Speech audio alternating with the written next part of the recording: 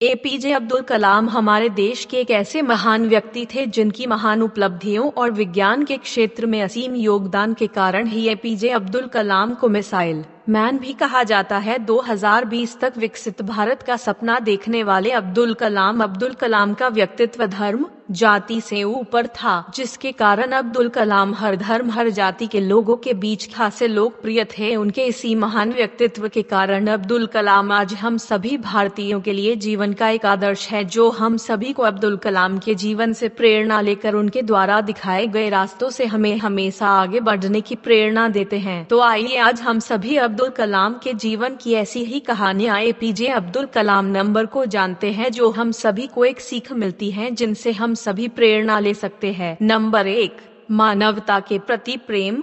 हमें सभी जीवों, चाहे वह इंसान हो या पशु पक्षी, सबके प्रति दया का भाव रखना चाहिए। इसी की मिसाल पेश करते हुए जब अब्दुल कलाम के जीवन की यह घटना दिखाती है कि किस प्रकार अब्दुल कलाम जीवों के प्रति भी अत्यधिक दयालु थे।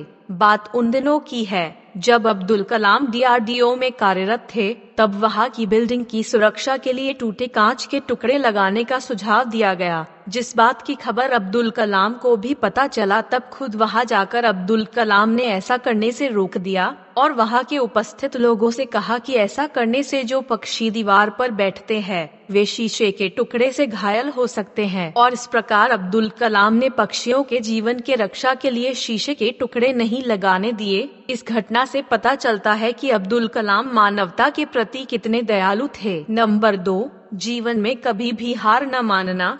वो कहा जाता है न कि मन के हारे हार है, मन के जीते जीत। अब्दुल कलाम बचपन से पायलट बनना चाहते थे और जिसके लिए उन्होंने देहरादून एयरफोर्स अकेडमी में फॉर्म भी भर दिया, लेकिन परीक्षा में कम अंक आने से उनका चयन नहीं हुआ। तो इस पर भी अब्दुल कलाम हारे नहीं और खुद को जीवन में आगे बढ़ाते हुए विज्ञान की दिशा में बढ़ गए और फिर पूरी दुनिया में एक वैज्ञानिक के रूप में मिसाइल मैन के नाम से प्रसिद्ध हुए।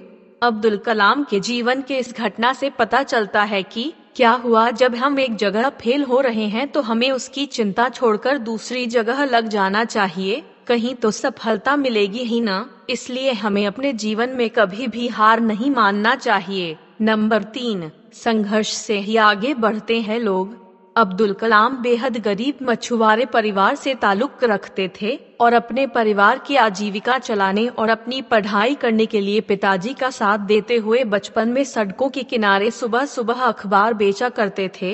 भले ही इनके पिताजी ज्यादा पढ़े लिखे नहीं थे, लेकिन कलाम को हमेशा यही शिक्षा देते थे कि यदि जीवन में आगे बढ़ना है तो संघर्ष का साथ कभी नहीं छोड़ना। जितना अधिक संघर्ष करोगे उतना अधिक सफलता भी मिलेगी। और इसी संघर्ष के बल पर एक गरीब मछुआरे से देश के राष्ट्रपति के रूप में अपना जीवन सफर किया, जो कि संघर्ष द्वारा मिली सफलता की एक मिसाल है। नंबर 4, एक समान आदर की भावना।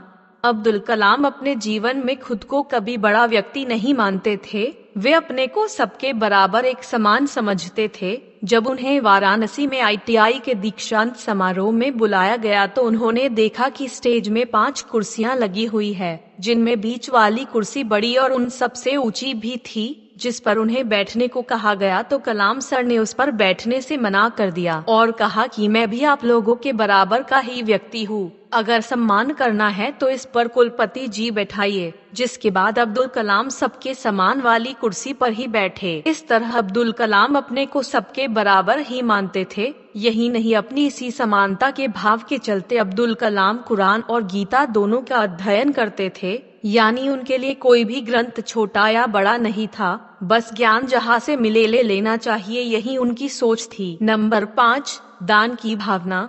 जब अब्दुल कलाम का चयन राष्ट्रपति के रूप में हो गया तो कलाम सर ने तुरंत एक चैरिटी को फोन किया और अपनी जीवन भर की जमा पूंजी दान कर दी और कहा कि आज से मेरा ख्याल तो अब भारत सरकार कर रही है, इसलिए जो अब सैलरी भी मिलेगा उसे भी हम दान करते हैं। अब्दुल कलाम खुद कहते थे कि सबसे उत्तम कार्य क्या है, किसी भूखे को भोजन कराना, जरूरतमंद की बेहिचक मदद करना, इंसान के रूप दूसरों के लिए काम आना और किसी दुखी व्यक्ति की सेवा करना ही सबसे उत्तम और पुण्य देने वाला कार्य होता है। इस तरह अब्दुल कलाम का जीवन सादगी से भरा पड़ा था, जो कि सभी के लिए जीवन में आगे बढ़ने एक प्रेरणा स्रोत है।